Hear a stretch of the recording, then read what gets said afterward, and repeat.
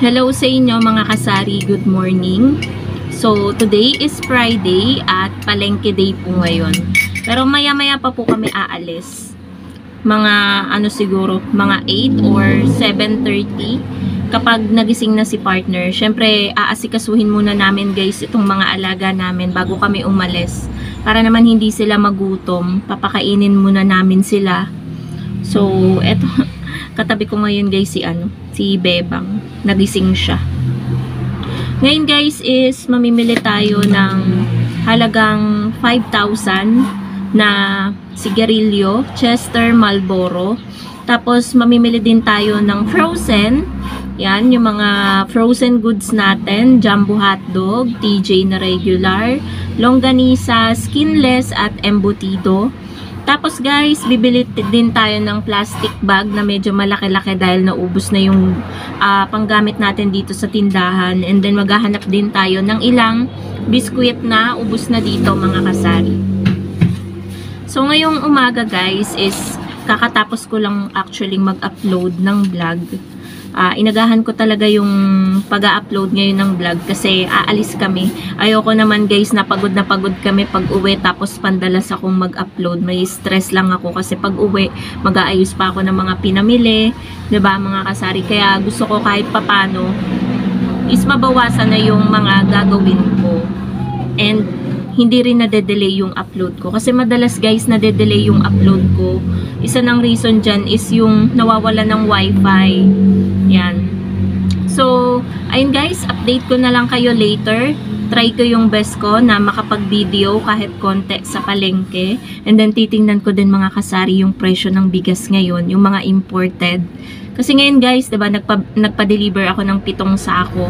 So, hindi ngayon kami bibili sa palengke ng mga imported na bigas kasi sobrang mahal ngayon. Titingnan ko later, nadadaanan ko kasi yun always, kung magkano ngayon yung mga imported na bigas. Siguro ngayon mga nasa 1,360 na, 1,370.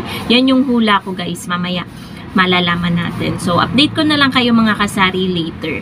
1 hour later. Update guys, nandito na kami sa Genstar. Ayan. Kakadating-dating lang talaga namin. So, eto sina ate. Diyan ako bibili ng yosi. So, ayan. Kukunti pa yung tao. Anong oras pa lang ba? 8:30 pa lang guys. Kaya kukunti pa. So, mamimili muna kami.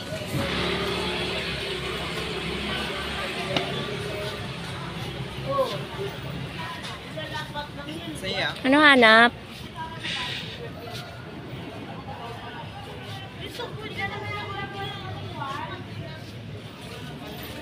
Tanong mo yung pang ng helmet? Meron ba nun?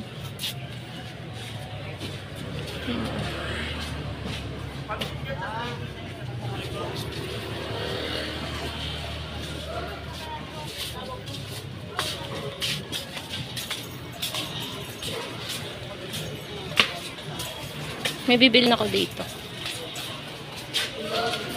Ay, ito yung binibilhan natin ng ng sarado. Dito yun eh. Dito ako bumibili ng mga yan ah.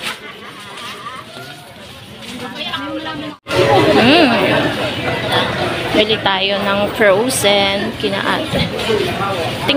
Tingin mo yung longganisa fresh.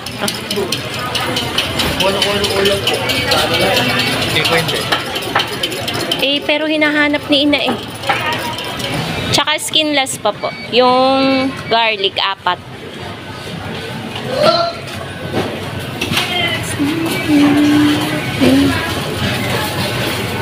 Naantok pa.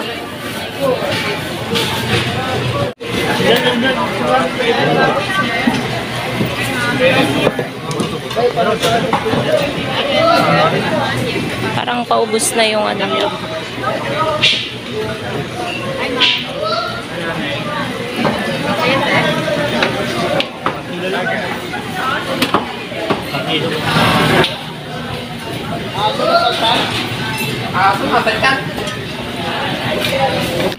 Ito mga kasari yung presyo ng bigas nila dito sa palengke.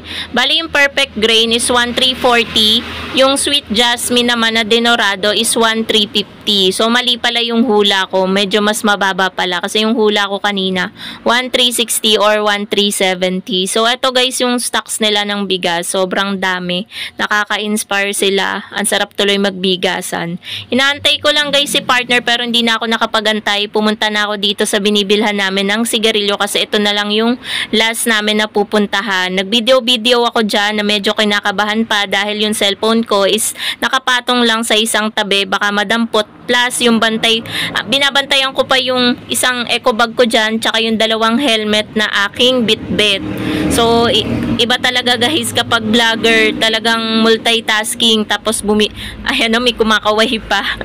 Ang dami nakakita na may nakalagay dyan na cellphone. Pero wala naman, parang sanay na yung mga tao dito. Tuwang-tuwa pa nga ako dyan mga kasari kasi bungad na bungad sa akin ni ate. At talagang suking-suki na ako dito. Meron ng free na kape ulit kaso sa Chester lang. Pero tamang-tama guys kasi may bibilhin ako na 2 kalahating rim ng Chester. Kaya guys, nakakuha ako dyan ng free na naman na kape. Sayang-saya na naman ang ate nyo. Ayan guys, so nakauwi na po kami mga kasari ni partner at kaka-open ko lang po ng tindahan. Bali, kumain muna ako at nagpakain ng mga alaga namin bago ako magbukas. Pero may isang alaga pa ako na hindi napapakain kasi mainit pa yung pagkain niya. So si partner, ayan, kumakain siya nung goto na binili niya. Ngayon guys, i-haul ko sa inyo. Bumili din kami ng mga pang-ulam namin for 1 week. Pero naayos na ni partner. Eto na, nakalagay na sa mga lalagyan. Nasa freezer na. And then nagbabad din siya ng boneless bangus. So i-haul ko sa inyo guys yung mga napamili namin sa palengke. Sa palengke lang po kami pumunta, hindi na kami nag Pure Gold kasi sa Pure Gold silang kami pumupunta. So akala ko may bibili. So eto guys yung mga pinamili namin. Bumili ako ng straw para sa debote natin na soft drinks. May mga basura pa ako dito. Kasi kukunti na lang to guys. Oh. Konti na lang. Tapos, medium na plastic bag. Kasi ubos na yung malaki natin dyan. Kailangan natin yan pag may bumibili ng 4 na yelo or 5 yelo or kaya 1.5. Tapos guys, ito may good news tayo. Kasi dun sa binibilhan namin, yung pinakita ko sa inyo guys, nung bagong dating kami sa Genstar, may free na ulit sila kapag bumili ka ng Chester. Ayan, bumili ako ng 2 rim ng pula. Lagay natin dito sa sahig. Tapos may na-free ako na 2 haba. Namili ako kung anong kopi ko. Basta kopi ko. Ayan, pwedeng black, pwedeng brown, pwedeng blanca. Ayan, tag-isa ng brown tsaka blanca. So, bakit may 5 pa ako dito? Kasi guys, sa Chester nga, 'di ba? Bumili pa ako ng black. Kaya may 5 pa akong twin pack na blanca. Tapos bumili din ako ng isang rim ng Marlboro. Yan, 1,550 yung puhunan ng Marlboro, hindi pa nagtataas. Sa Chester naman 1,260, 2,520 yung 2 rim. Tapos bumili din ako ng Marlboro Blue, 780 ang 5 kaha. Ano ba 'to? Ayan, avocado. Grabe guys yung kilo ng avocado. Alam nyo ba ito ay 125 na. Ang bili ko dito sa 2 maliit na avocado na to. Nasend na? Send pa lang. So, 152 guys yung puhunan na isang balot. 16 pieces yung laman ng jumbo. So, ayan yung jumbo guys. Ayan, 2 balot. Binebenta ko siya ng 13 ang isa. Tapos sa TJ, 30 pieces yung laman yan. Regular lang yan. Pag 8 naman. Ang puhunan ng TJ guys is 186. Pahinto-hinto na tayo guys. May nagpa-cash in ulit. So, kapag kasi galing kami sa pamimili tapos nag-open na kami, ayan, sunod-sunod na yung magpapa-Gcash tsaka yung bumibili. Kasi walang malapit dito guys na nag-Gcash dito sa area namin. Ako lang yung nag-Gcash. Malayo na ulit yung kasunod. So, bumili din ako ng 4 na skinless. Kapag 4 yung binili mo, siya, wholesale, kaya 29. Binebenta ko siya ng 35. So, meron akong 6 sa isang balot. So, bale, piso lang ang tubo ko sa isang peraso niyan. Pero hindi ako guys nagtitingin nito. Balot-balot yan. Kasi mura naman 35. Tapos bumili din ako ng 1 kilo ng longganisa. Hindi ko pa alam kung magkano yung tutubuin ko dito kasi nire-repack ko to guys. Pero noong nakaraan, narepack ko siya ng 25 pesos, 3 peraso. Pero ngayon tingnan natin kung pwede pa rin ba siya sa 3, 25. So yun guys, embutido, bumili din ako. Ayan, isang balot lang.